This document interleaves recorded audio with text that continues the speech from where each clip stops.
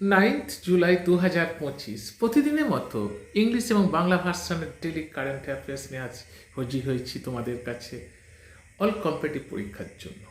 মহিলাদের টি-20 ক্রিকেটে 100 উইকেট নেওয়ার দ্বিতীয় ভারতীয় খেলোয়াড় কে? নেক্সট কোশ্চেনে আসছি। ত্রিভুবন সমবায় বিশ্ববিদ্যালয়ের ভিত্তিপ্রস্তর কোন রাজ্যে স্থাপিত হয়েছিল?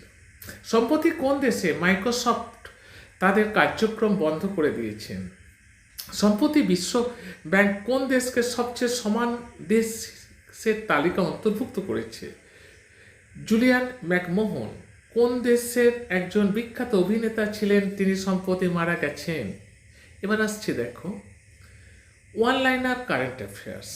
প্রধানমন্ত্রী মোদি কোন দেশের 6তম প্রজন্মের ভারতীয় প্রবাসীদের জন্য OCI কার্ড ঘোষণা করেছিলেন? কোন দেশ প্রধানমন্ত্রী মোদিকে শহরের চাবি সম্মানে ভূষিত করেছেন? খুব ইম্পর্টেন্ট একটা জায়গা। কোন দেশ সম্প্রতি ভোটাধিকার সহ সহযোগী সদস্য হিসাবে ইউনিকোড কনসোর্টিয়ামে পুনরায় যোগদান করেছে?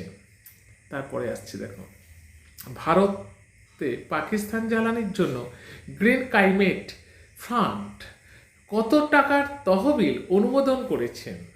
ভারতের প্রথম আবহাওয়া ডেরিভেটিভ চালু করার জন্য NCDEX কোন প্রতিষ্ঠানের সাথে একটি সমঝোতা স্মারক স্বাক্ষর করেছে? সংবাদ শিরোনাম। অপারেশন সিঁদুর এর অধীনে ভারতীয় হামলার পর কর্তারপুরে করিডোর বন্ধ। কোভিড-19 সময় জনহিতকর কাজের জন্য অভিনেতা সোনু সুদকে সম্মানিত করা হয়েছে। আজকের ঝলক। ওমেন্স এশিয়ান কাপ হকি 2025 অনুষ্ঠিত হবে চীনের হাংঝোতে। বন্দে গঙ্গা নামে জল সংরক্ষণ অভিযান শুরু করেছেন রাজস্থানের মুখ্যমন্ত্রী ভজনলাল শর্মা। ডেল্টো ইন্ডিয়া এ ব্র্যান্ড অ্যাম্বাসাডর হিসাবে নিযুক্ত হয়েছেন মহেন্দ্র সিং ধোনি।